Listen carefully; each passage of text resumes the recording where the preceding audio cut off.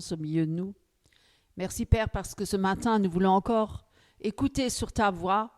Nous voulons encore écouter ce que toi tu as à nous dire. Seigneur, nous voulons encore recevoir de toi des paroles de vie, de résurrection, de délivrance, de guérison, des paroles d'exhortation, d'encouragement, des avertissements, Seigneur, des paroles de correction, Seigneur, des paroles, Seigneur, qui nous édifient, Seigneur, des paroles qui nous amènent encore plus près de toi, des paroles de délivrance et de guérison, au nom de Jésus-Christ. Amen. C'est vrai, ce matin, je vais encore vous parler d'un thème. Je pense que ça ne va pas plaire à tout le monde. Je ne suis pas là pour plaire aux hommes, je ne suis pas là pour plaire à qui que ce soit, je suis là pour plaire au Seigneur. Et voilà, c'est la volonté de Dieu qui compte avant tout et ce n'est pas la volonté des hommes. Et aujourd'hui, nous allons aborder un sujet qui sera consacré à la psychologie chrétienne. Nous allons parler de la psychologie chrétienne.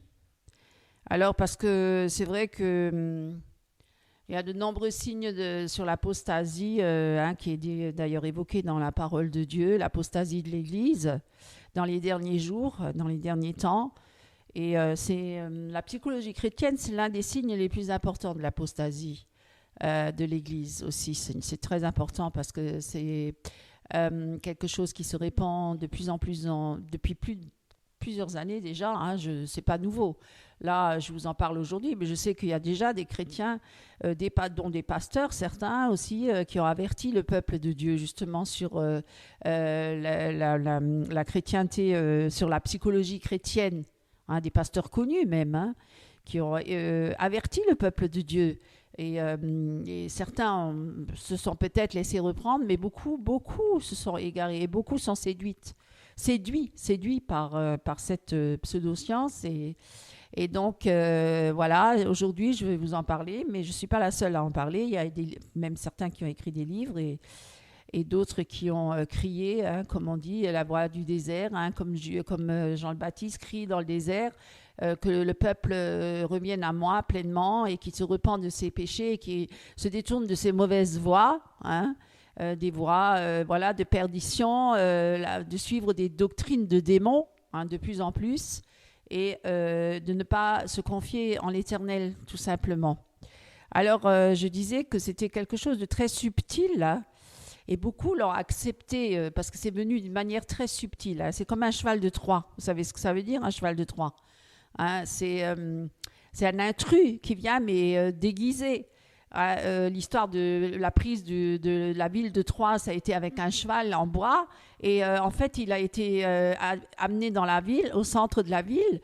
Et à l'intérieur de ce grand cheval de Troie, de bois, il y avait tous les soldats, tous les ennemis qui étaient là-dedans. Et ils sont sortis tous ensemble et hop, ils ont conquéri la ville. Vous voyez, c'est un peu ça la subtilité. Et il y a un cheval de Troie dans la maison du Seigneur. Il y a un cheval de Troie dans l'Église. Et donc, et pourquoi il est là? Pour saper les fondements de l'Église. Les fondements de l'Église et remplacer l'enseignement de la Bible par la pensée humaniste. Et ça, c'est bien, la psychologie chrétienne, elle en fait partie. Alors, on l'a introduit subtilement, on l'a introduit subtilement dans nos églises, dans nos écoles bibliques, dans nos instituts et écoles bibliques, et nous l'avons pleinement accepté, puisque nombreuses sont les écoles bibliques, les instituts bibliques qui acceptent ces enseignements sur la psychologie chrétienne.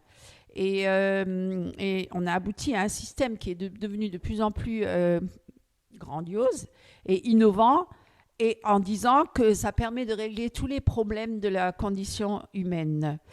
Alors, et si nous faisons un sondage auprès des chrétiens évangéliques de nos jours, si on faisait un sondage, mes amis, et si nous leur demanderions qu'est-ce qu'ils pensent de la psychologie chrétienne, eh bien, moi je suis certaine, je pense, 99%, et c'est beaucoup, ils donneraient tous une réponse positive.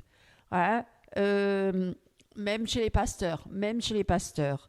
Parce que beaucoup de pasteurs sont même enseignés dans leur institut théologique, pour avoir le statut de pasteur. Ils sont obligés dans leur programme, ils ont inclus les enseignements sur la psychologie chrétienne. Pourquoi ?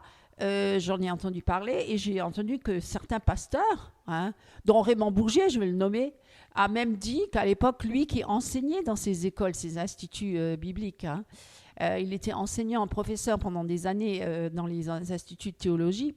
Et le jour où on lui a imposé d'enseigner la psychologie chrétienne, il a dit, bon, c'est pas biblique. Bon, salut à tout le monde. Et il a pris la porte avec sa femme et il est parti. Voilà, il a tout quitté pour ça. C'est un d'entre bien d'autres qui ont refusé de se laisser imprégner par cette pseudoscience et donc qui s'est retrouvé tout seul finalement après, évidemment, parce que il faut avoir le courage de refuser certaines hérésies et puis de finalement au bout se retrouver tout seul. Et c'est vrai que nous vivons dans la fin des temps, nous vivons dans les derniers jours. C'est pas le seul là qui a refusé, j'en connais bien d'autres. Mais j'en connais beaucoup aussi qui l'ont accepté. Je connais beaucoup de pasteurs qui enseignent ou qui laissent enseigner certaines personnes dans l'Église sur la psychologie chrétienne et qui introduisent même cette pseudoscience parmi les enfants. Là, il y a la psychologie de l'enfant et la psychologie de l'adulte, etc. Vous voyez, c'est tellement subtil. Alors, s'il est vrai que nous vivons dans les derniers jours, comment allons-nous reconnaître la séduction? Ça va être un peu long. Aujourd'hui, je vais faire une première partie, puis il y aura une deuxième partie la semaine prochaine. Alors, comment allons-nous reconnaître l'apostasie? Comment allons-nous tenir en garde pour ne pas être séduits et entraînés loin du Seigneur, bien sûr, parce que c'est ça le but de Satan, c'est de nous éloigner du Seigneur, n'est-ce pas, mes amis? Alors, l'un de mes amis me disait que les moyens de séduction employés par Satan, lui faisaient pitié, mais moi je ne dirais pas ça. Attention, il faut être prudent. Il ne faut pas minimiser les capacités de Satan pour séduire les hommes et pour les détourner du Seigneur. Il est l'ange de la lumière, n'oubliez pas. Il est puissant quand même. Et il utilise des moyens de séduction tellement subtils que la plupart des gens, y compris les chrétiens, et surtout les chrétiens qui sont tellement naïfs, parfois, n'y voient que du feu. Alors, s'ils ne connaissent pas bien leur Bible, la parole de Dieu, ils pourraient se laisser tromper et séduire par cela. Parce que c'est tellement séduisant. Alors, le verbe, parce que c'est quelque part, on veut aider son prochain. On veut aider l'homme à sortir de ses problèmes et de sa misère. Mais sans passer par Christ. On met la psychologie, on met à la sauce chrétienne, mais ça n'a rien à voir avec la chrétienté. Absolument pas. Et je vais vous le prouver. Alors, on va juste dire le verbe apostasier, qu'est-ce que ça signifie? Est-ce que quelqu'un sait ce que ça signifie? Ça signifie en grec s'écarter, s'éloigner d'eux. Voilà. Et normalement, à la base, aucun chrétien à la base ne voudrait s'éloigner de la Bible. Ou à la base ne voudrait s'éloigner de Christ. Ce n'est pas tellement son objectif. Son objectif, c'est de suivre Christ. On est d'accord avec ça. On ne décide pas brusquement d'être séduit. C'est ce que ça vient petit à petit. C'est très subtil, ça entre petit à petit. Voyez? Et cela commence par une petite série de petits compromis. Petits compromis. Par des décisions, par des attitudes qui ne sont plus justes devant Dieu. Mais on ne se rend pas compte. On ouvre déjà tout doucement, on en trouve la porte. Le diable, il est derrière, mais on n'est pas encore. Mais petit à petit, on laisse des petites choses entrer. Et comme on dit, une fois qu'on est sur cette pente descendante, elle devient de plus en plus glissante pour que l'on puisse plus remonter. Voilà, et c'est très subtil. Et l'apostasie, elle commence toujours par des petites choses. Comme on dit, vous pouvez le lire dans 1 Corinthiens. Aujourd'hui, je vais vous le dire comme ça, on ne va pas feuilleter parce qu'on n'aura pas trop le temps, mais vous le direz chez vous. Vous pouvez prendre un stylo et une feuille et vous marquez tous les versets que je vais vous nommer. Un peu de levain fait lever toute la pâte. On peut lire ça dans 1 Corinthiens 5, 6. Alors, un peu de levain fait lever toute la pâte. Vous comprenez l'image? Alors, ça veut dire que même si on n'ajoute que 1% de levain, c'est pas beaucoup, mais si le levain là, et vous avez déjà vu comment ça fonctionne, une pâte qui se lève. Alors, si la pâte, elle va se lever, même s'il n'y avait que 1%, elle commence à travailler, toute la pâte, elle finira par se lever à 100%. Vous voyez? Mais le processus, il est lent et subtil. C'est pas tout de suite au moment où je mets le levain dedans. Il faut attendre le temps avec les heures qui passent. La pâte, elle va se lever parce que le levain, il fait son travail. Et il se répand et la pâte se lève. Vous voyez? Le processus est lent et subtil. Et il commence, dès qu'on l'ajoute à la pâte, une pincée de levure. C'est pour cette raison, et je vous le dis, Dieu a toujours eu horreur des mélanges. Il a toujours haï les mélanges, même avec les tissus. Hein. Il a dit, on ne fait pas un vêtement avec un tissu, avec du lin et du coton. On ne mélange pas les deux. Dieu a en horreur les mélanges. Voilà, outre neuve et outre vieille outre. On ne met pas le vin dans les vieilles outres, on met dans des outres neuves. Vous voyez? Donc, il n'aime pas le mélange. On le voit bien dans l'Ancien Testament. Vous pouvez vérifier. Alors, et dès que le peuple de Dieu mélangeait des pratiques païennes à leur religion, eh ben, il s'écartait forcément de Dieu. Si on commence à mélanger avec des pratiques païennes, eh ben, on s'éloigne de Dieu. On n'est plus dans la pureté, dans la sainteté, dans la présence de Dieu. Parce que Dieu, là, en horreur, les mélange. On ne se mélange pas. C'est pour ça qu'il ne voulait pas que le peuple de Dieu se mélange avec tous les peuples aux alentours, avec les peuples païens. C'est pour ça qu'un couple, un homme, il ne veut pas qu'il se marie avec une femme païenne plutôt qu'une femme chrétienne ou vice-versa, une femme chrétienne avec un mari chrétien. Parce qu'il ne veut pas le mélange, parce que c'est les ténèbres et la lumière. Et les deux ne peuvent pas cohabiter ensemble. Vous voyez?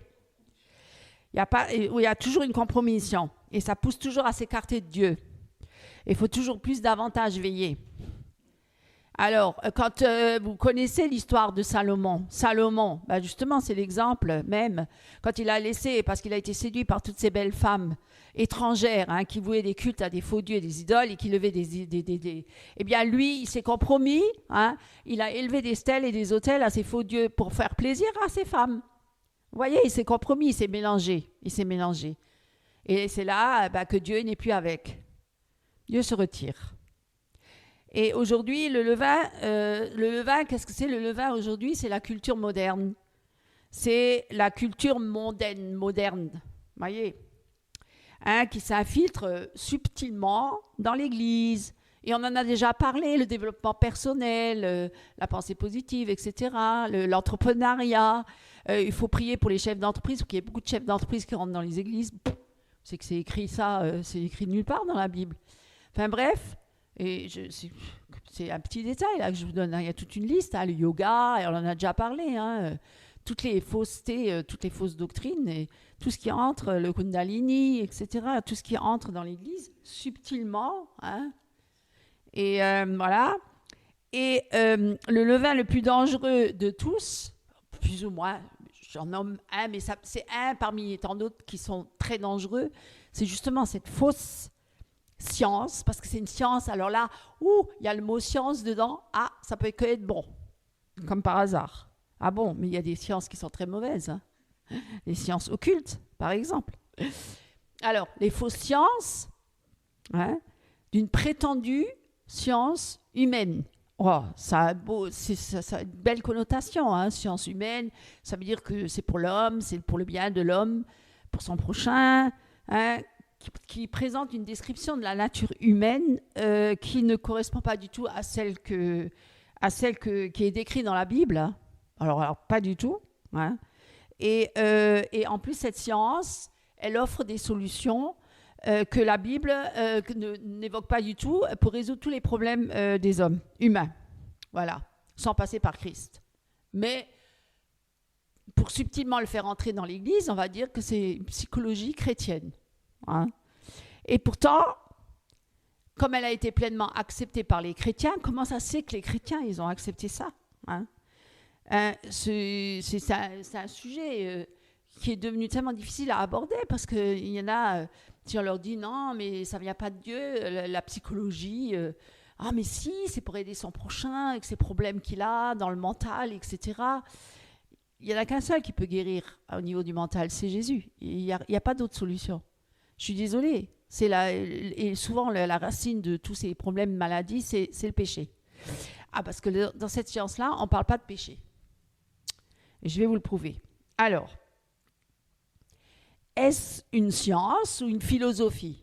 Ah, apostate. S'il doit y avoir une grande séduction dans les derniers jours, il faut qu'elle soit très subtile. Vous voyez, très subtile et très puissante. Et pour entraîner une apostasie généralisée, parce qu'on le voit maintenant. Maintenant, sous couvert de, par exemple, Rick Warren, l'estime de soi, ça fait partie là de la psychologie chrétienne, l'estime de soi. Hein? Il faut s'aimer soi-même pour pouvoir aimer son prochain, ce qui est totalement faux. Il faut mourir à soi et aimer Dieu plus que tout et renoncer à sa vie. Alors, mais je vais vous le dire. Alors, cette séduction, elle doit être vraiment très, très hérétique. Mais elle doit être très subtile, parce que sinon, aucun chrétien ne l'aurait acceptée à la base. Hein.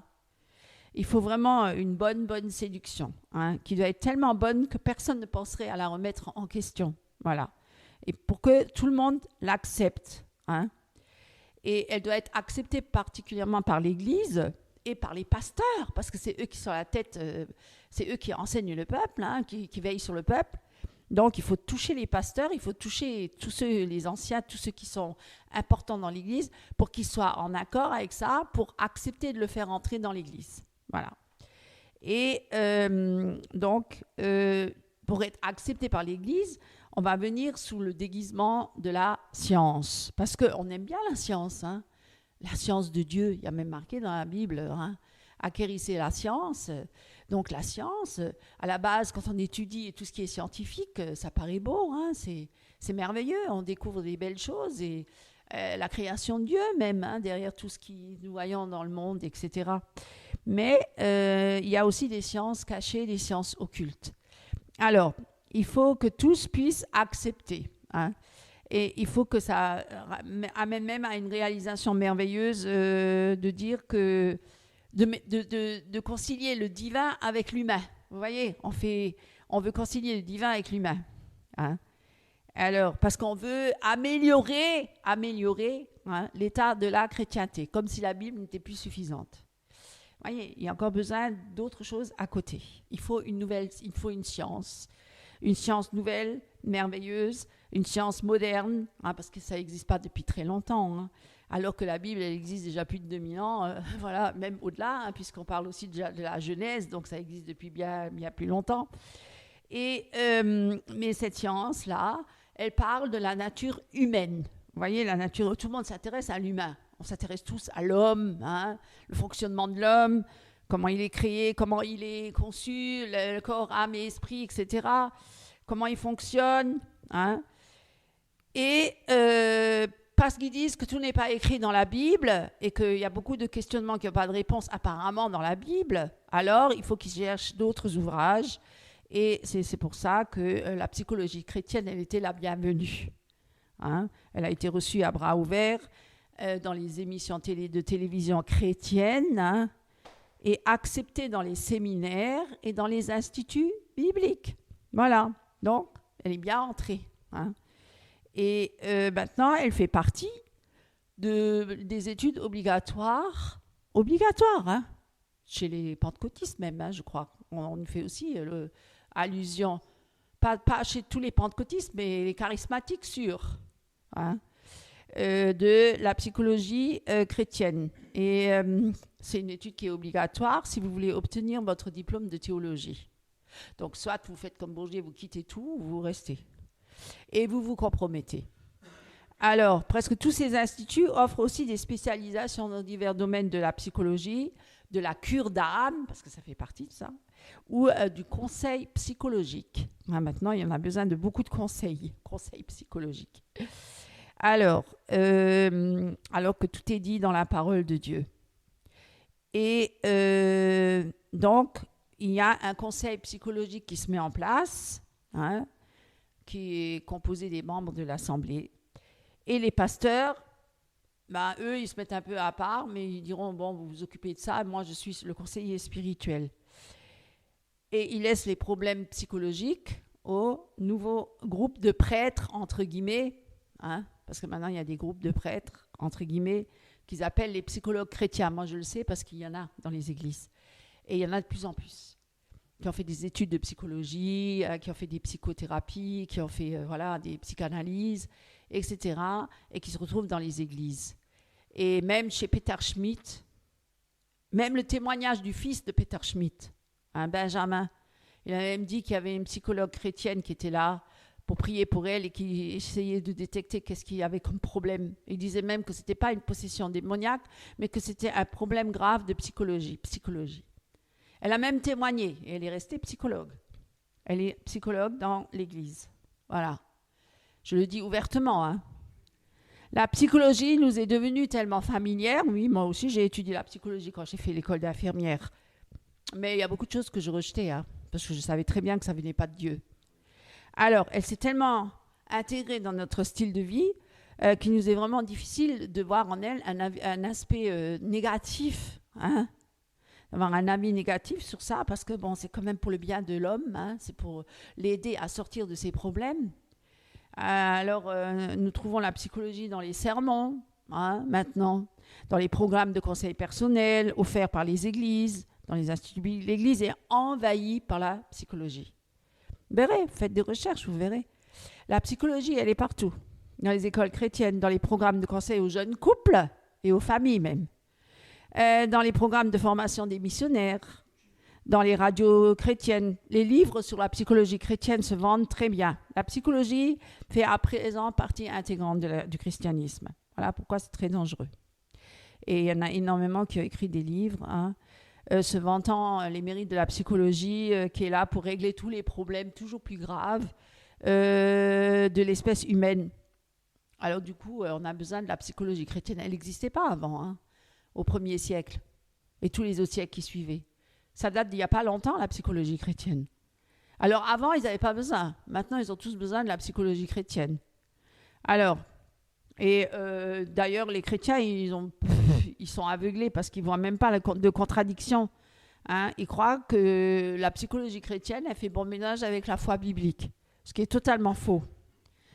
C'est totalement faux.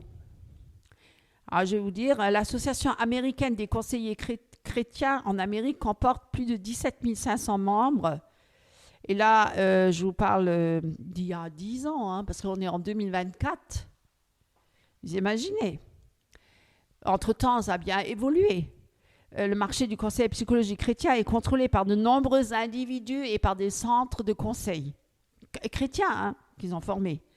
Ils intéressent aussi des grands conglomérats qui possèdent des radios chrétiennes et qui attirent ainsi les chrétiens dans leur programme de thérapie. La clinique Minirs, je ne vais pas la nommer, regroupe 25 unités cliniques internes, 55 unités externes et emploie plus de 600 personnes. Cette seule clinique a reçu 500 patients dans ses unités internes. Pour vous dire, et 7000 patients dans ses unités externes. Voilà, mais c'est énorme. Il y a 63 programmes et il touche 3500 églises. 3500 églises engagées dans ces programmes cliniques. C'est grave. Il a doublé de taille et ça s'est bien agrandi. Énormément agrandi.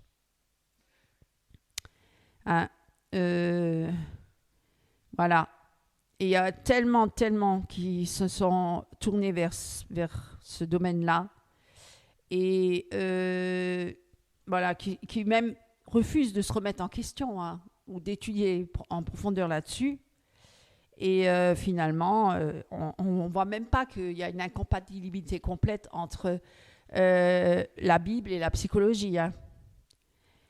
Parce que, est-ce que toute vérité est une vérité divine? Dites-moi, parce qu'eux, ils ont leur vérité. Mais est-ce qu'on peut vraiment croire que la psychologie, c'est vraiment la meilleure des solutions pour un chrétien? Alors, moi, je vais vous dire, je vais vous donner l'origine. Je vais vous parler de l'origine, d'où vient la psychologie, qui est le fondateur. Alors, est-ce qu'on peut rajouter une nouvelle révélation à l'écriture? Non. Donc tous ces conseillers chrétiens, tous ces psychologues, plus ou moins, ils utilisent plus ou moins les mêmes méthodes. Et finalement, cet humanisme-là, c'est devenu la nouvelle religion de l'homme. Voilà. Et il y a vraiment des domaines où les chrétiens ils semblent vraiment complètement aveugles. Ils sont vraiment aveugles. Et par exemple, Même, regardez, le communisme, à la base, on croyait que c'était pour le bien du peuple. Et finalement, qu'est-ce que ça a amené? Ça a amené tellement de problèmes. Hein. Il n'y a que quelques-uns qui s'enrichissaient à la tête, et puis tous les peuples, ils étaient dans la misère. Hein. C'est toujours comme ça que ça se passe, non? Alors, dans ce domaine-là, c'est pas mieux. Hein. C'est pas mieux. Et quelques-uns s'inquiètent pour ce qui se passe. Hein. Ils voient l'humanisme rentrer dans le monde de chrétiens, s'infiltrer dans les églises, etc. Hein, et même dans le système du gouvernement. Mais d'ailleurs, si vous allez dans les entreprises, ils vous font passer des tests psychologiques, hein, psychotechniques, etc. Toujours pour, soi-disant, déterminer votre personnalité pour voir si vous êtes conforme au travail qu'on va vous proposer. Vous voyez, on fait toujours des analyses sur votre personnalité. Et dans l'Église, on fait pareil. Hein? L'humanisme, pourquoi le danger de l'humanisme? Parce que l'humanisme croit que l'homme est maître de son destin. Voilà. Il est maître de son destin et qu'il n'existe aucun problème qu'il ne puisse pas résoudre. Il peut résoudre tous les problèmes. Et justement, il utilise la psychologie, quelles que soient les difficultés. Hein? Et voilà. Et donc, la solution, elle se trouve au niveau de quoi? Au niveau, pour eux, de l'éducation. Eux, ils cherchent les moyens humains. Voilà. L'élimination de la pauvreté, les préjugés, tout ça. On va résoudre tous les problèmes du monde, mais sans Jésus. Hein. Et on essaie de plus en plus de le faire aussi dans les églises.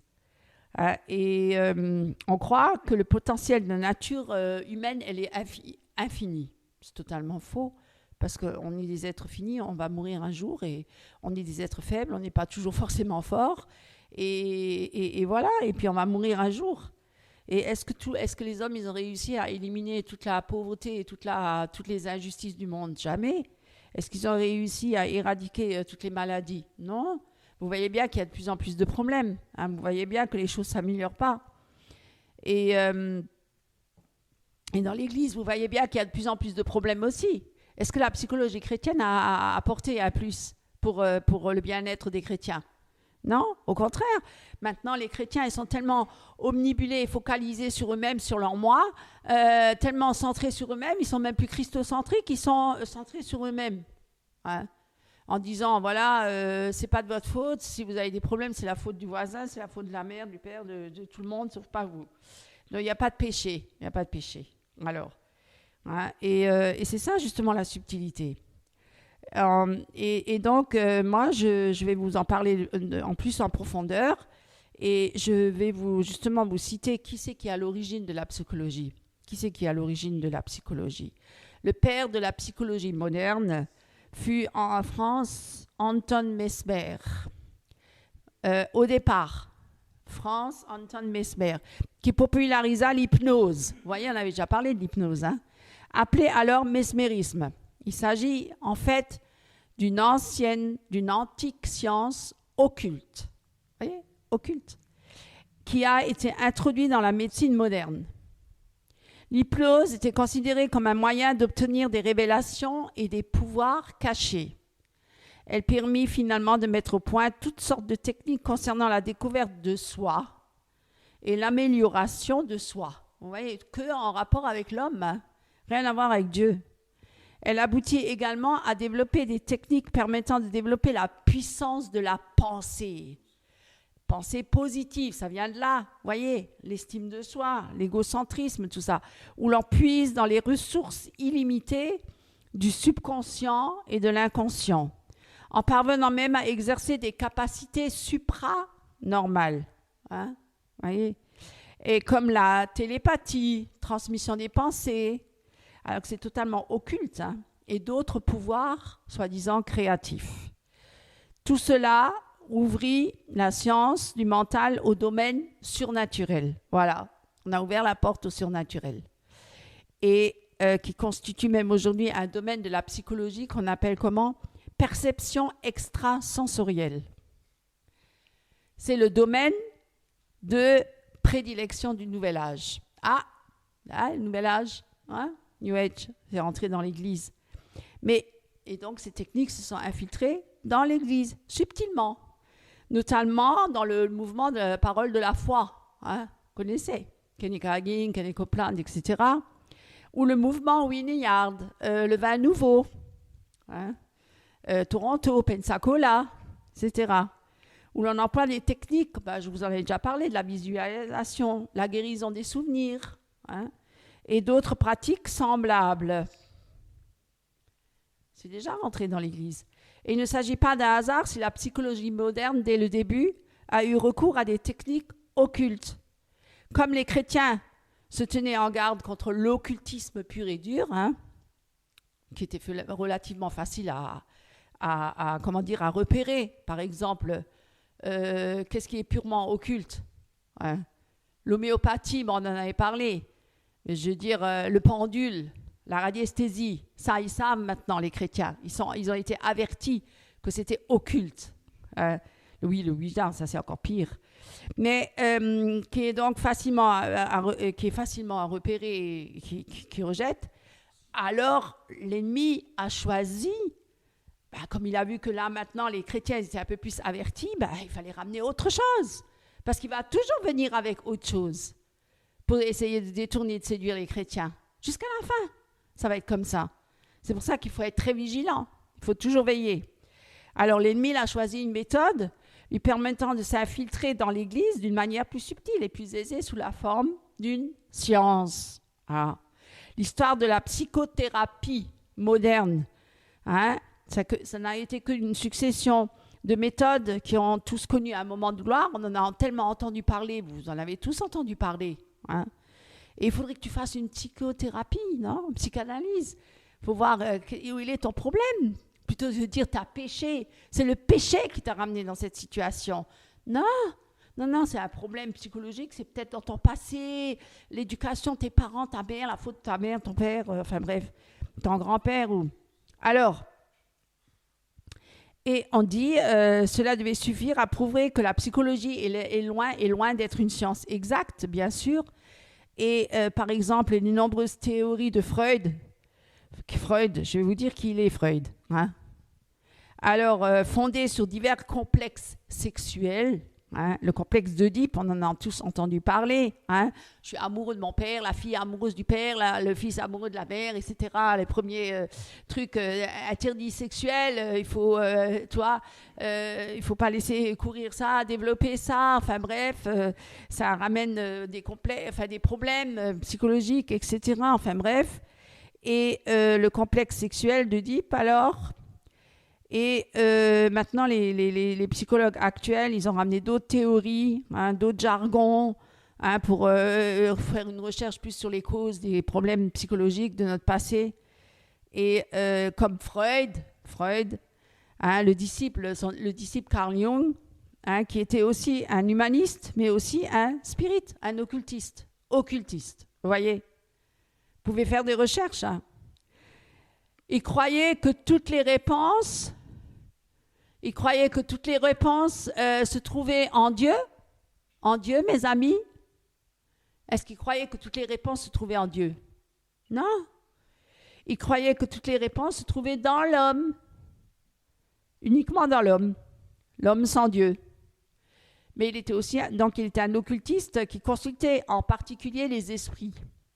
Il consultait les esprits des morts. Vous voyez les morts? Il consultait les esprits. Il appelait les esprits. Mais c'était des démons. Les esprits des morts.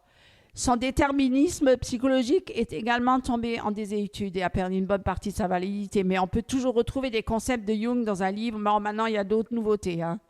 Mais on le retrouve vous connaissez le mouvement des Promise Keepers? Vous connaissez Promise Keepers. C'est en Amérique, c'était un mouvement où il n'y avait que des hommes. C'est le masculin, l'homme qui doit devenir le chef de famille et un mari pour son épouse parfait. Un homme parfait, un homme qui est vraiment soumis à Dieu. C'est une secte en quelque sorte. C'est un faux mouvement, c'est une hérésie. Vous pouvez faire des recherches. Promise Keepers, c'est connu. Alors, il pensait que l'être humain était moins motivé par ses pulsions sexuelles. Voilà, ils viennent toujours avec les mêmes choses, hein, que par son agressivité, signe d'un besoin de surmonter un complexe d'infériorité. Voilà ce qu'il disait. Comme la plupart des humanistes. Hein. Il considère que le fondement de la nature humaine est bon. Ah oui, est digne de valeur. Et que celle-ci est capable de changer et de s'améliorer. Où c'est que c'est écrit ça dans la Bible? Dans la Bible, il dit il n'y a rien de bon dans le cœur de l'homme. Le cœur de l'homme est mauvais par-dessus tout. Qui peut le connaître? Et là, il dit, Jésus nous montre le contraire. Jésus nous montre qu'on n'est pas bon et qu'on est méchant et qu'on est pécheur. Et la psychologie, elle dit non, on est bon. L'homme est bon de nature. Voilà. Vous voyez, là, le diable, subtilement, il écarte tout ce qui est notion péché, tout ce qui est en rapport, tout ce qui fait allusion au péché. C'est pour ça que les hommes, ils ne veulent pas entendre parler de péché. Ils n'aiment pas entendre qu'ils sont des pécheurs, qu'ils sont mauvais, qu'ils sont méchants, qui sont pervertis, il n'y a rien de bon dans leur cœur. Non, ils veulent entendre des bonnes choses. Ils veulent dire « Ah, mais oui, mais bon, il y a quand même quelque chose de bon au fond de lui. Il n'est pas si méchant que ça. Hein ?» Voilà. Vous voyez? Et c'est comme ça que ça commence. Il considère l'homme comme parfait en lui-même, mais il a été perturbé par son environnement ou voilà, par tout ce qui l'entoure, par les gens qui l'ont agressé. Et donc, à la base, il n'a pas besoin de Dieu. Vous voyez? Hein? Mais pour revenir avec l'histoire de christianiser les chrétiens, on a décidé de christianiser ces concepts-là et les rendre présentables dans l'Église parce qu'il y avait trop de problèmes. Hein? Il y avait trop de problèmes au sein de l'Église. Et on n'arrivait pas à les résoudre par la parole de Dieu. Pourquoi? Parce que l'homme ne s'est pas soumis à la parole de Dieu et certains ne sont même pas convertis dans l'Église. Et certains ne reconnaissent pas Jésus-Christ comme leur sauveur et Seigneur. Ils viennent dans l'Église comme ça parce qu'ils sont bien accueillis, parce qu'on les aime, parce qu'on les entoure, parce qu'ils cherchent quelque part une solution à leurs problèmes. Mais ils ne sont pas nés de nouveau, ils ne sont pas convertis. D'autres sont convertis, mais ils n'ont pas réglé leurs problèmes avec le Seigneur. Ils cherchent encore des méthodes humaines. Ils cherchent encore des moyens humains pour pouvoir s'en sortir. Pourquoi? Parce qu'ils ne veulent pas reconnaître que Dieu, là où il va pointer, il va dire, là, tu es pécheur. Là, tu as péché. Là, tu as besoin de délivrance. Il n'y a que le Seigneur qui peut vous délivrer. Moi, je peux vous le dire, je suis là un témoin vivant de ça. Si le Seigneur, c'est lui qui donne l'équilibre. C'est lui qui vous sort de votre misère psychologique, on va dire, hein, et spirituelle. Hein. Et c'est pour ça qu'il vaut mieux se tourner vers Christ que de se tourner vers les hommes. Et la psychologie, elle n'est pas fondée sur des faits, mais sur des conceptions. Ils ont une vision du monde qui est totalement différente de celle que Dieu a. Hein. Et je ne vais pas tous vous les nommer, hein, tous ces psychologues de base, hein, les fondateurs de la psychologie. Mais la plupart, ils se sont engagés dans des religions orientales. Tiens, on revient à nouveau avec les choses orientales. Ça ne vous rappelle pas quelque chose, ça? Le Kundalini, hein? Vous voyez, ça venait aussi du côté oriental. Et là, eux aussi sont allés puiser du côté oriental, hein, dans les religions orientales. Et le bouddhisme, bien sûr, le bouddhisme. Ils ne parlent pas de péché dans le bouddhisme. Hein. Ils disent que l'homme est bon en soi et qu'il faut rechercher à l'intérieur de soi la plénitude d'être Dieu. Dieu est en nous. Dieu est en nous. Hein. Le divin est en nous, le divin. Vous voyez, le divin.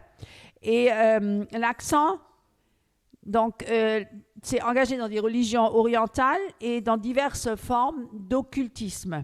Mais toute leur fausse science s'inspire largement de la pensée du Nouvel Âge. L'accent est mis. Est-ce que l'accent est mis sur le Seigneur, sur Jésus? L'accent est mis sur quoi? Sur le soi, le moi. Est-ce que vous n'entendez pas ça? Même parmi les chrétiens, entre dans ta destinée, la réalisation de soi, l'estime de soi. On entend de plus en plus parler comme ça. La réalisation de soi, le développement de soi, le développement personnel. Hein? Le développement personnel, on en a parlé. Et le Seigneur, l'épanouissement, le soi, le moi, hein, toujours le moi, le moi, le moi. Donc, la réalisation de soi, l'image de soi, l'accomplissement de soi, l'estime de soi, Rick Warren et bien d'autres, hein, l'estime de soi. Et la valeur de soi, tu as de la valeur. Par exemple, même là dernièrement, encore, j'avais Yanis Gauthier, qui est devenu une grande star maintenant, qui était avant un braqueur de banque, que Dieu a touché par sa grâce, bien sûr, mais qui s'est égaré avec Tunazi et Cospiel et toute la clique là, des Français, qui sont dans l'entrepreneuriat et qui sont dans la pensée positive et qui sont dans l'estime de soi. Et tu as de la valeur aux yeux de Dieu, bien sûr, oui, oui. On a de la valeur dans le sens que Dieu veut nous sauver. Oui, il ne veut pas qu'on se perde et qu'on aille en enfer, c'est clair. Ça, c'est clair. Mais tous ces gens-là, ils se sont énormément enrichis, hein, parce qu'ils font tous un business pas possible. Hein, parce qu'ils ont réussi à happer les gens avec leurs belles paroles là, de leur conversion. Ils écrivent tous des bouquins sur leur conversion, ils font tous des vidéos sur leur conversion. Et puis comme ça, les gens leur font confiance. Leur témoignage est vrai. Ils ont rencontré le Seigneur dans leur vie. Donc maintenant, tout ce qu'ils entreprennent aujourd'hui, tout est vérité. On n'analyse même plus ce qu'ils disent, et même s'ils disent des faussetés, c'est pas grave, c'est Yanis Gauthier, c'est une star. Cospiel, c'est une star. On s'en fout. Cospiel, il est allé même aller rencontrer le pape. Tunazi, bon, je ne vous en parle pas parce qu'il y en a d'autres qui s'en chargent. Alors, vous voyez... Donc, c'est que l'image de soi, l'accomplissement de soi, l'estime de soi, la valeur de soi, l'amélioration de soi. Hein.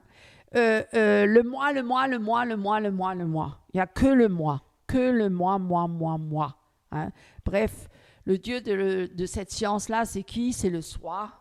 Hein. Ou le moi. Ben, je suis Dieu. Voilà. C'est ce qu'ils disent d'ailleurs certains chrétiens aujourd'hui. Je suis Dieu. Nous sommes des dieux. Vous ne voyez pas?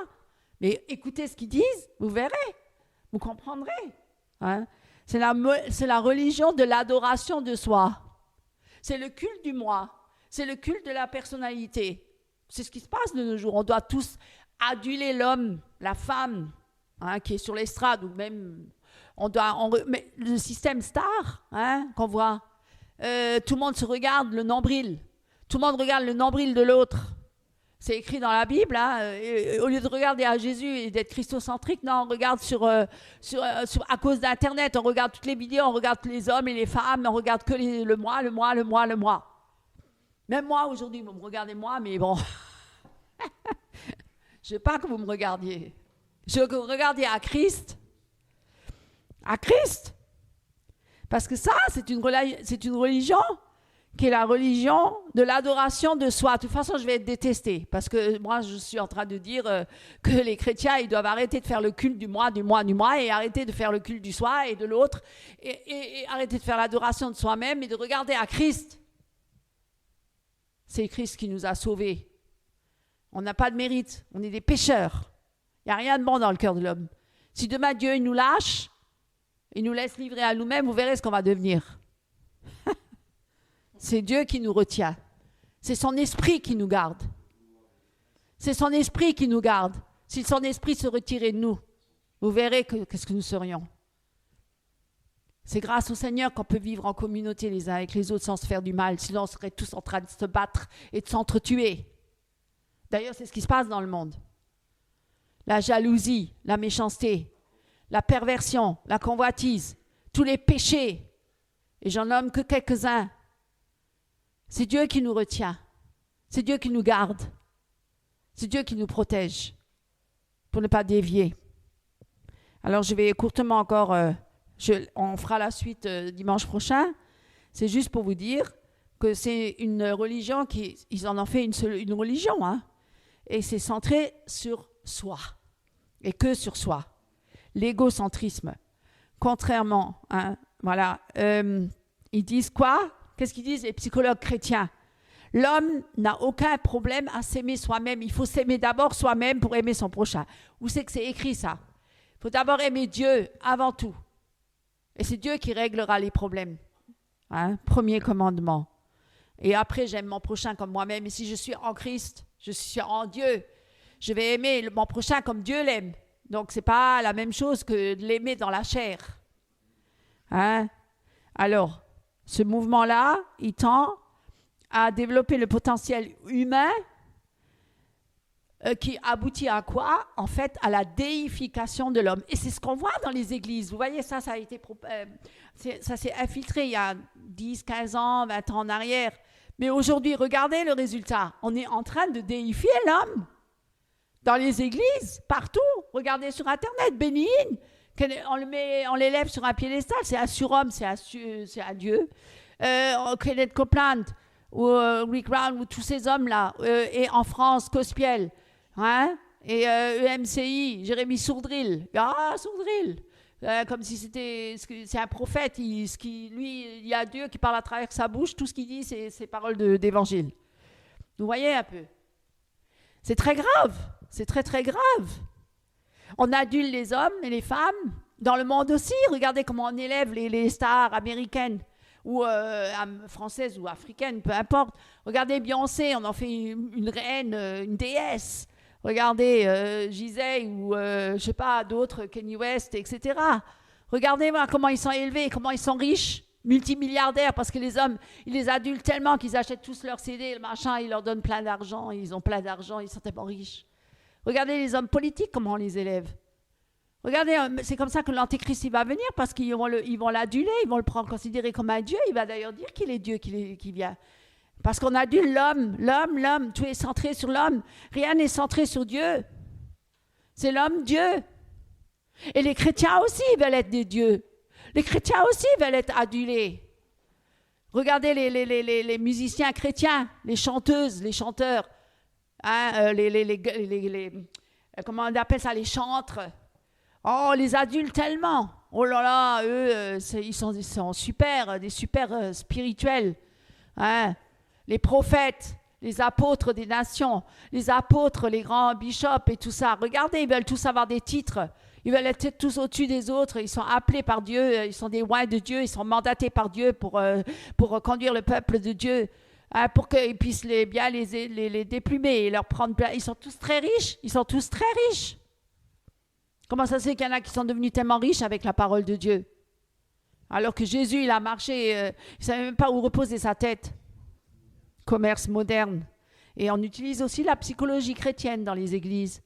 Parce que ça c'est aussi très utile pour que les hommes et les femmes reviennent toujours et sans arrêt et sans cesse, parce que le problème il est toujours pas résolu et qu'il faut encore des prières et encore des cures d'âme et encore des relations d'aide et encore et encore. Et combien de fois les gens ils reviennent pour se faire imposer les mains, ils sont toujours pas guéris, pas délivrés.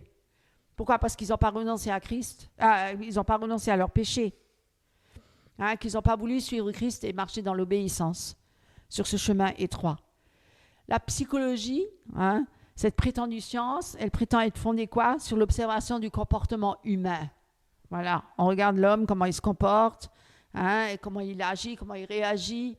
Hein, on analyse ses paroles, ses gestes, tout ça. On y met des mots dessus. Hein, en psychiatrie, on dit ouais, celui-là, il a une psychose, ou celui-là, il est schizophrène. Hein, on essaye de donner des mots scientifiques sur des situations qui sont en rapport avec des ténèbres, avec des possessions démoniaques même, et avec des péchés qui n'ont pas été confessés. Voilà. On met l'homme sous microscope, on étudie tous les microbes, toutes les saletés de l'homme au microscope psychologique ou psychiatrique.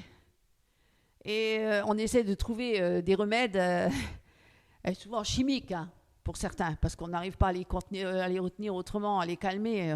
On va leur donner une camisole chimique pour les calmer. Dans le temps, on les enfermait, ceux qui étaient dans l'extrême. Aujourd'hui, on les laisse courir même dans la rue. Enfin bref, voilà. Je vais m'arrêter là. J'en parlerai une prochaine fois, dimanche prochain, si le Seigneur le veut. Et ça, c'était qu'un préambule. C'était qu'un préambule, là, c'était qu'une introduction, on va dire, à tout ce que j'aurai encore à dire, parce que c'est vraiment très important, mes amis. Je veux vraiment que le peuple de Dieu ouvre les yeux et qu'il réalise dans quel filet, les filets de l'oiseur, qu'il se défait des filets de l'oiseur pour être délivré, pour devenir libre, parce que Dieu nous a affranchis pour nous rendre réellement libres. Mes amis, la liberté des enfants de Dieu.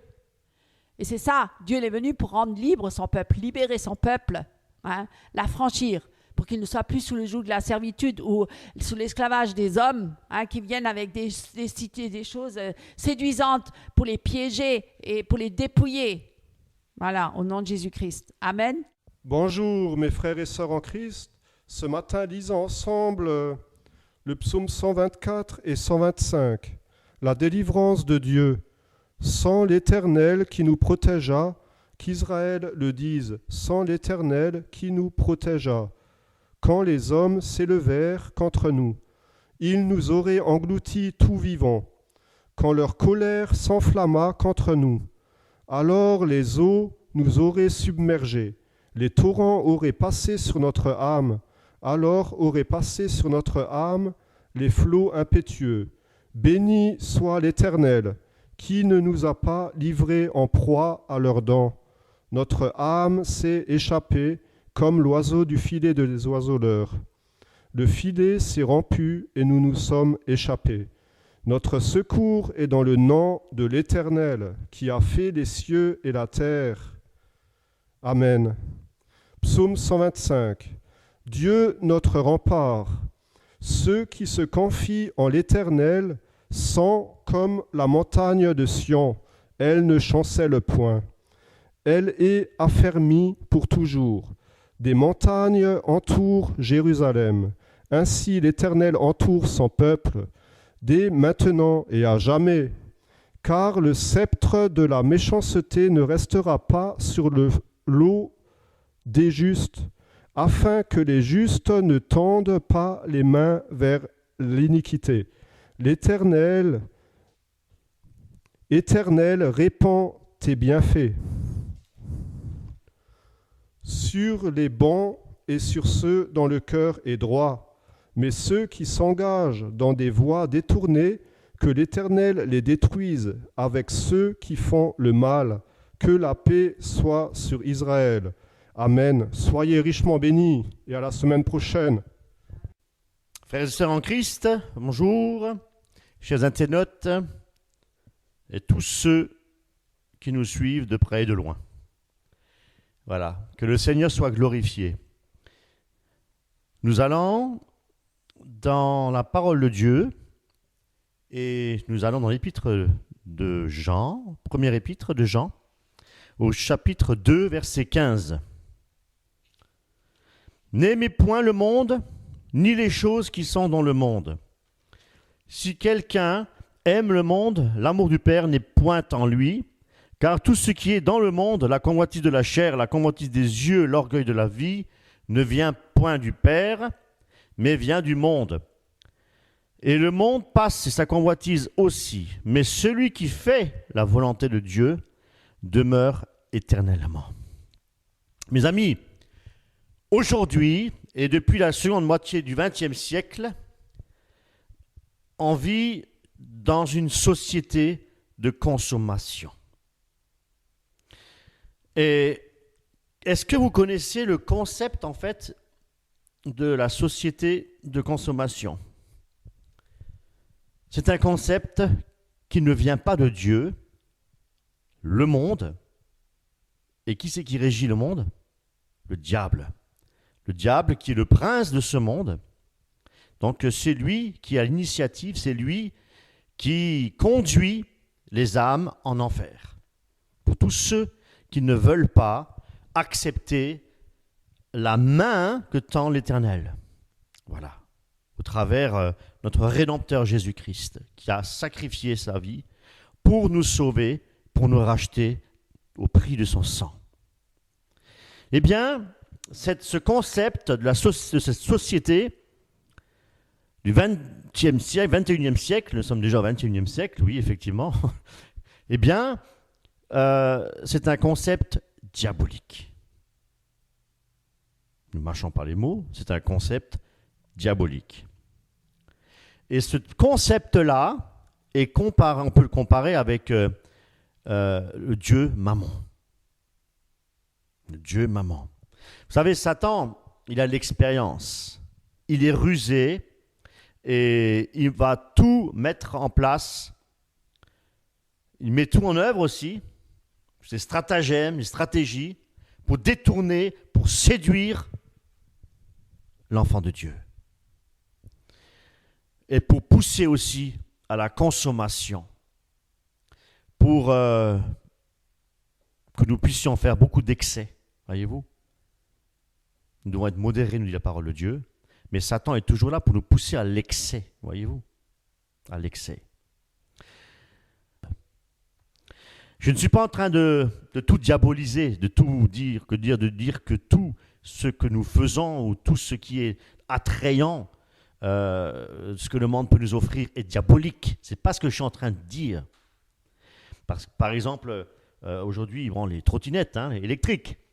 Acheter une trottinette électrique, acheter un joli meuble antique, acheter une belle robe, acheter un beau bijou, tout cela ne nous entraîne pas en enfer, voyez-vous, parce que ça vient du monde. Donc il faut tout de même comprendre les choses différemment. Parce que là, je vous parle d'un concept. Et c'est ce concept-là, de société de consommation, qui est très dangereux et qui a déjà entraîné et qui entraînera encore beaucoup de chrétiens dans la tiédeur, voyez-vous.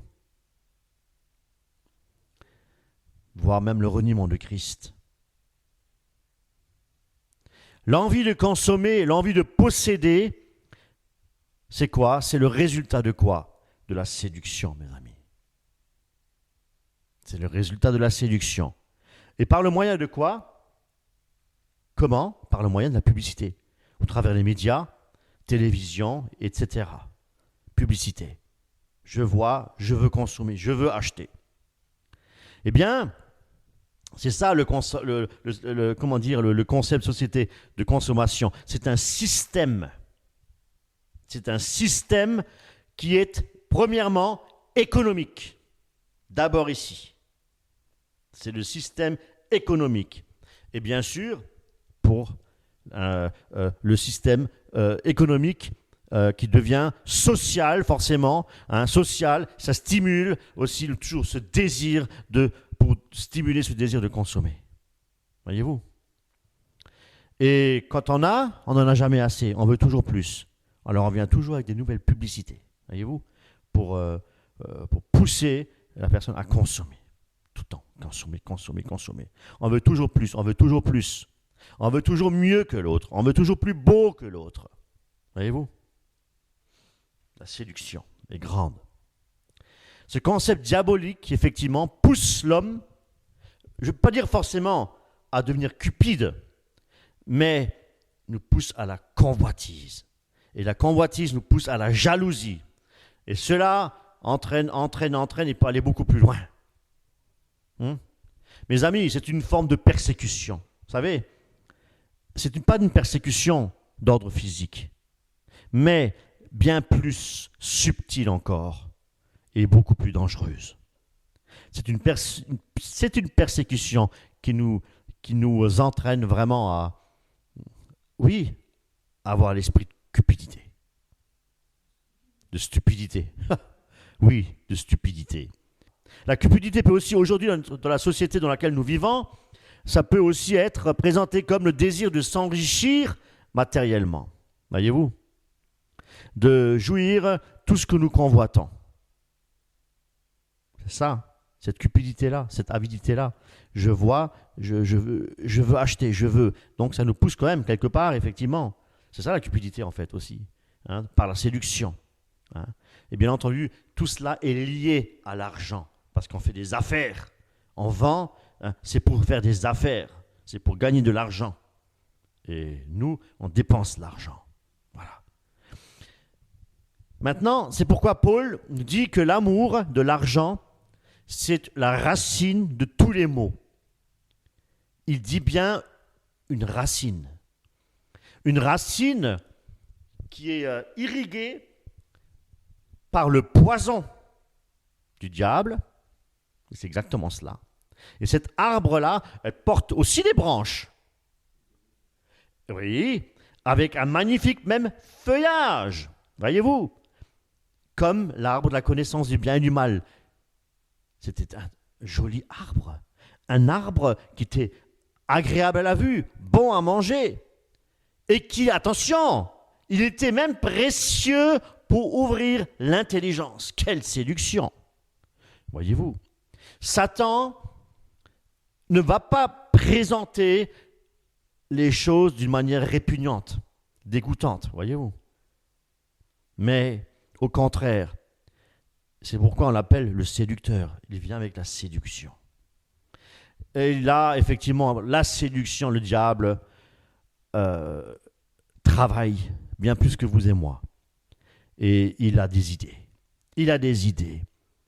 Il y en a pour tout le monde. Pour les bébés, pour les enfants, pour les adolescents, pour les parents, pour les grands-parents.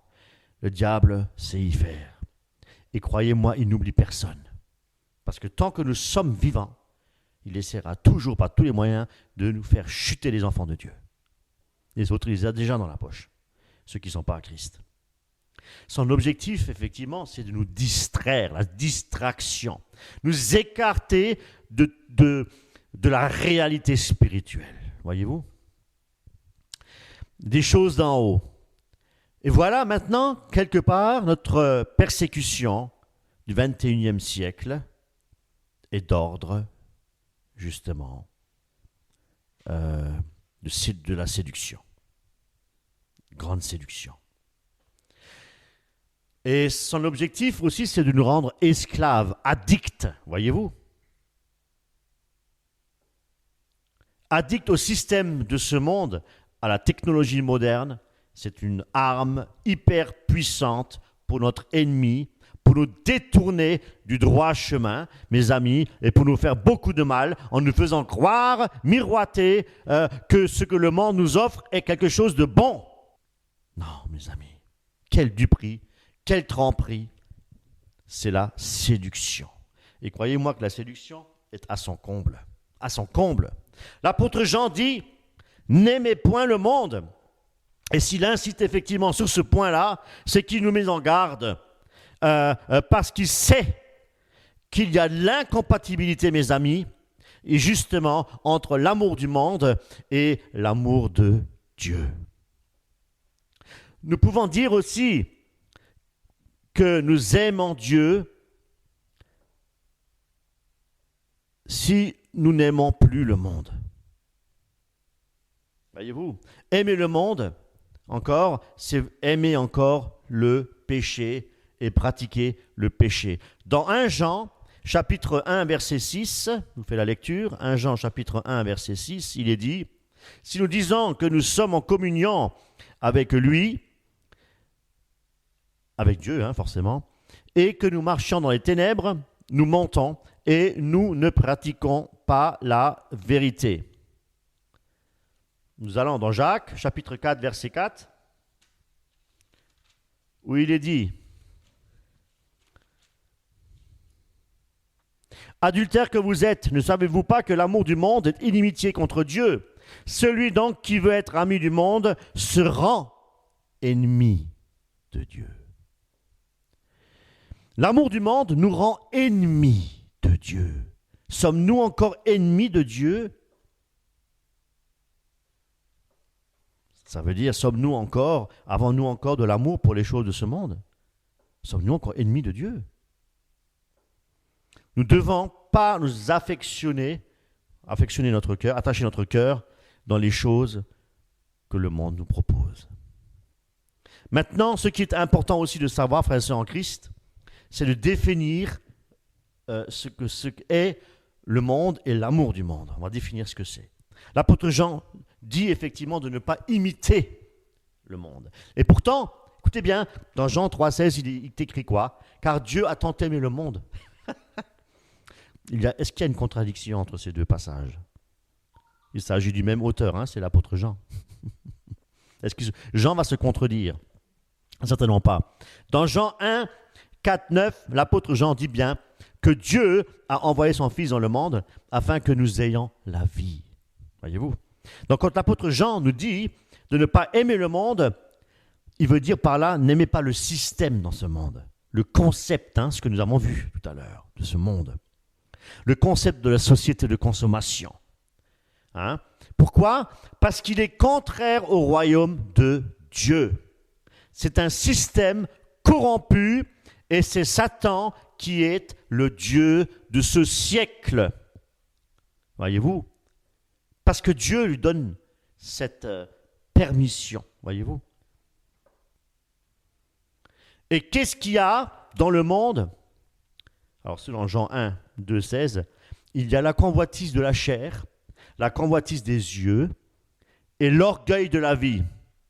Eh bien, mes amis, nous allons analyser ces trois principes, ces trois points-là. Premièrement, la convoitise de la chair. Il y a un mot relativement ancien que je veux utiliser qui s'appelle la concupiscence. La concupiscence, ça englobe en fait tous les désirs charnels, tous les plaisirs et les biens terrestres.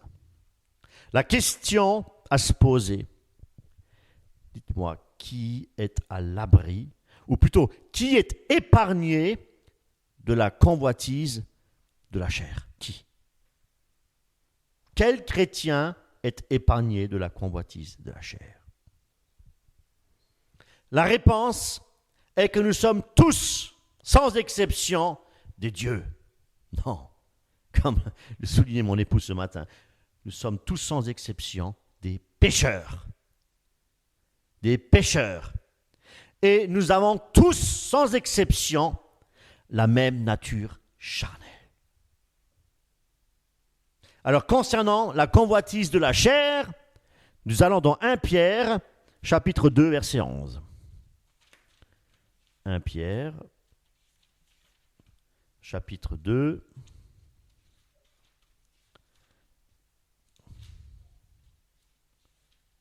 Voilà. Chapitre 2, verset 11.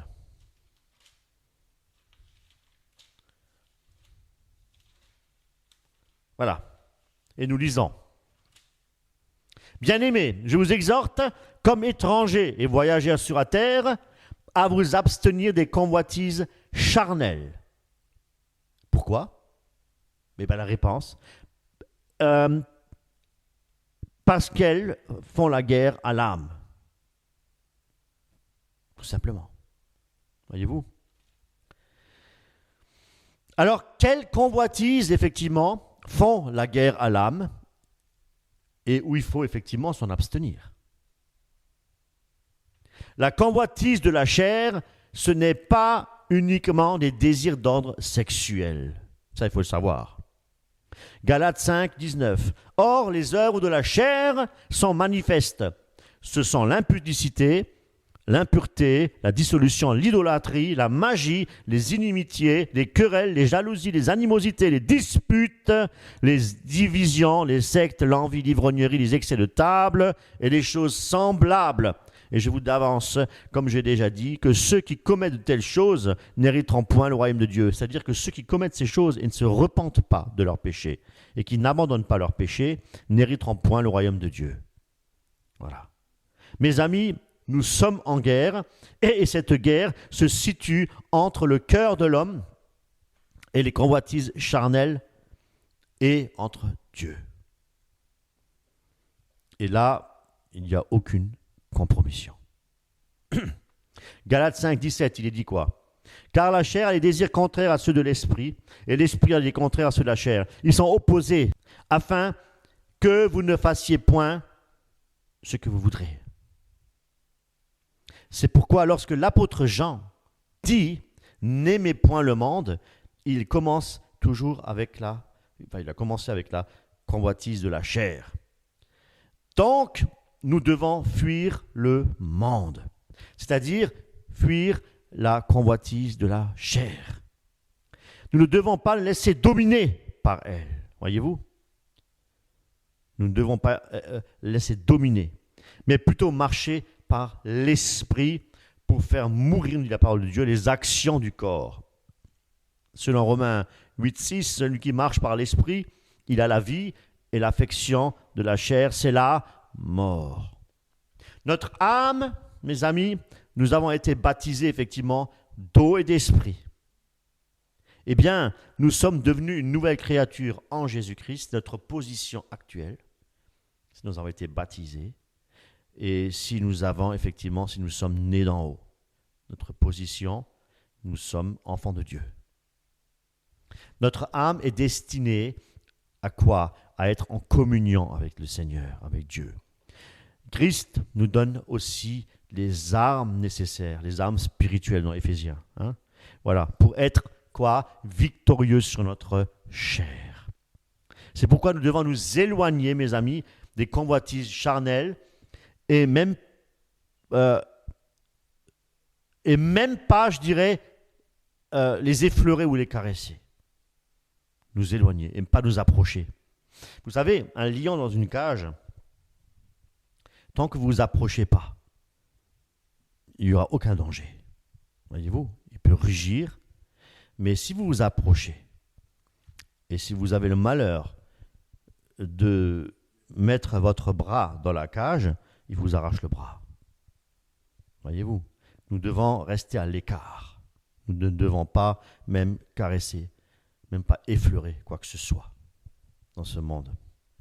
Nous devons renoncer aux convoitises, les éliminer. Pourquoi? Parce qu'elles font la guerre à notre âme. Deuxième point, l'apôtre Jean dit « N'aimez pas le monde » et il continue avec la convoitise maintenant, non plus de la chair, mais des yeux. Alors pour vous rappeler ce que c'est que la convoitise, c'est désirer quelque chose en fait d'interdit. On n'a pas le droit de recevoir. C'est interdit par Dieu, c'est la convoitise. Voyez-vous? Rappelez-vous encore la femme de Potiphar qui avait, elle, succombé effectivement à la tentation quand elle a vu Joseph. Pourquoi? Parce que Joseph, il était, nous dit la parole de Dieu, il était beau de taille et beau de visage. Et donc, elle a été séduite. Mais Joseph, avec l'intelligence de Dieu, voyez-vous, avec l'intelligence de Dieu, avec l'esprit de discernement, eh bien, il était, il ne voulait pas aussi trahir Potiphar.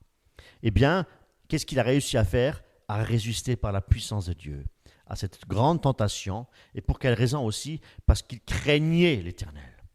Donc, Matthieu 5, 29 nous dit « Si ton œil droit est une occasion de chute pour toi, arrache-le et jette-le loin. » Et cela va également dans l'autre sens, mes amis. Proverbe 6, 25 nous dit quoi? « Ne la convoite pas dans ton cœur pour sa beauté. Ne te laisse pas séduire par ses paupières. » Dieu nous a donné des yeux, effectivement, pour voir sa création et toutes ses œuvres. Le péché nous rend aveugles. Et à cause de la convoitise des yeux, la femme de Lot a été changée en statue de sel. Pourquoi? Parce qu'elle a regardé en arrière. Elle a retourné son regard. Et voilà. Et il y a aussi Akan. Akan, quand il a effectivement pillé le butin qui était interdit, parce qu'il l'a vu, eh bien, ça l'a conduit aussi à la mort. Voyez-vous? C'est pourquoi nous devons mettre une garde à nos yeux.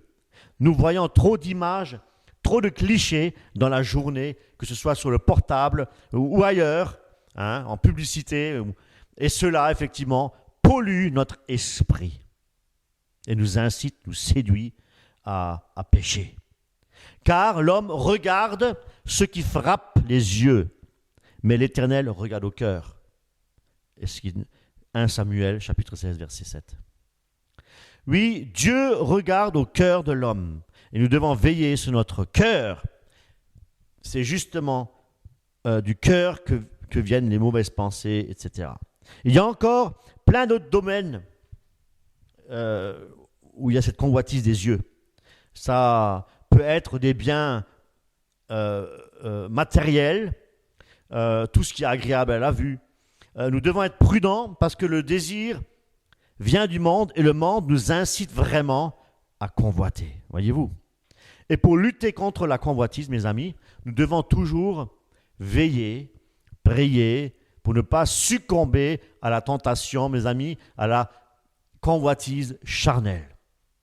Et il nous reste encore un dernier point. L'apôtre Jean nous parle de ne pas aimer le monde et il termine par l'orgueil de la vie. Mes amis, l'orgueil de la vie, c'est dire que je ne peux moi-même, que j'ai cette possibilité, de me passer de Dieu. Je n'ai pas besoin de lui, je suis capable de prendre des décisions par moi-même Et l'orgueil cherche aussi à s'élever, à élever le moi au-dessus des autres personnes. Je sais mieux que lui. Oui. Alors, cet esprit voyez-vous, de supériorité qui est tout à fait contraire à l'esprit de l'humilité. Et nous savons que Satan, de par son orgueil, a perdu sa position qu'il avait d'archange, voyez-vous, Lucifer, et après sa chute. Et qu'est-ce qui s'est passé? Il a entraîné toute la race humaine dans le péché. Toute la race humaine dans le péché. Non pas une partie, mais toute, voyez-vous. Genèse 3, 6. La femme vit que l'arbre était bon à manger et agréable à la vue, et qui était précieux pour ouvrir l'intelligence. Elle prit de son fruit et en mangea. Elle en donna aussi à son mari, qui était auprès d'elle, et il en mangea. Voyez-vous ici la femme vit que l'arbre était bon à manger. Donc, de la bonne nourriture, convoitise de la chair. L'arbre était agréable à la vue, convoitise des yeux, et était séduite parce qu'il était précieux aussi pour ouvrir l'intelligence. C'est quoi? C'est l'orgueil de la vie.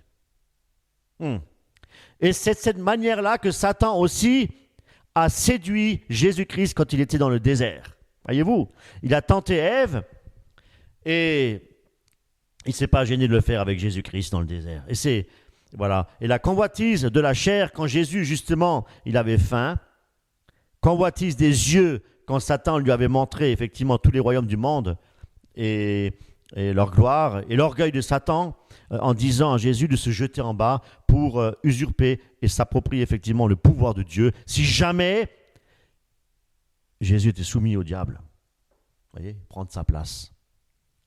Quel orgueil.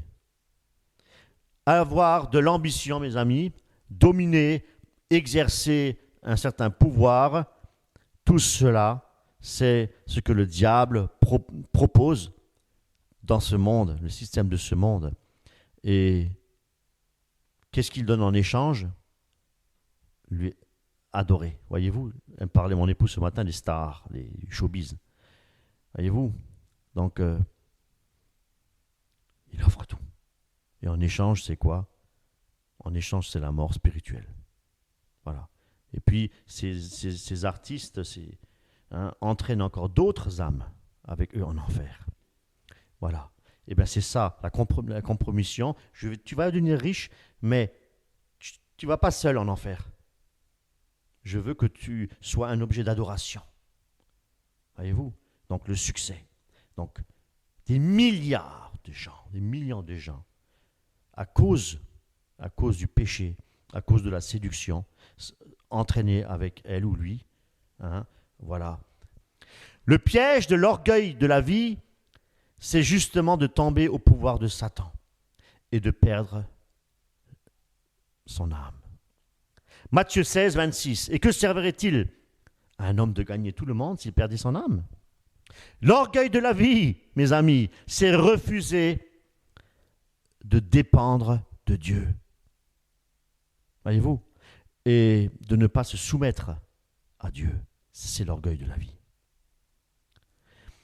Nous faisons selon notre désir, sans chercher la volonté de Dieu, voyez-vous, et cela est très très dangereux parce que notre cœur s'endurcit, il nous écarte considérablement de la parole de Dieu, nous écarte de la miséricorde de Dieu, et la Bible dit aussi que l'orgueil précède quoi? La chute et la ruine. C'est pourquoi, cherchant les choses d'en haut, nous dit la parole de Dieu, les choses célestes, ayant toujours les yeux fixés sur Jésus-Christ, qui est le chef et le consommateur de la foi, nous dit la parole de Dieu. Et il nous donnera la puissance du Saint-Esprit, la force d'en haut, justement, et l'autorité pour marcher sur les scorpions, pour vaincre, selon l'Esprit, pour accomplir la volonté divine, la volonté de Dieu, mes amis.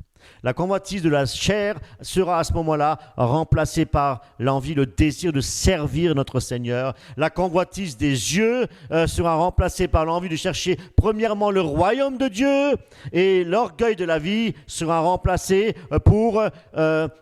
par quoi? Par l'humilité et la pureté du cœur. Avoir un cœur pur. Et je terminerai avec un verset, il est relativement lent, mais qui résume un peu tout ce qui a été dit. Matthieu 6, 19. Ne vous amassez pas les trésors sur la terre, où la teigne et la rouille détruisent et où les voleurs percent et dérobent, mais amassez-vous des trésors dans le ciel, où la teigne et la rouille ne détruisent point, et où les voleurs ne percent ni ne dérobent. Car là où est ton trésor, là aussi sera ton cœur. L'œil est une lampe du corps. Si ton œil est en bon état, tout ton corps sera éclairé. Mais si ton œil est en mauvais état, tout ton corps sera dans les ténèbres. Si donc la lumière qui est en toi est ténèbres, combien seront grandes les ténèbres? Ces ténèbres. Nul ne peut servir deux maîtres, car ou il haïra l'un et aimera l'autre, ou il s'attachera à l'un et méprisera l'autre. Vous ne pouvez servir Dieu et Mammon. C'est pourquoi je vous le dis, ne vous inquiétez pas de votre vie, de ce que vous mangerez, ni pour votre corps, de ce quoi vous serez vêtus. La vie n'est-elle pas plus que la nourriture, et le corps plus que le vêtement? Regardez les oiseaux du ciel, ils ne sèment ni ne moissonnent, et ils n'amassent rien dans les greniers, et votre Père céleste les nourrit. Ne valez-vous pas bien plus, beaucoup plus qu'eux? Qui de vous, par ses inquiétudes, peut ajouter une coudée à la durée de la vie? Et pourquoi vous inquiétez au sujet du vêtement? Considérez comment croissent les lys des champs.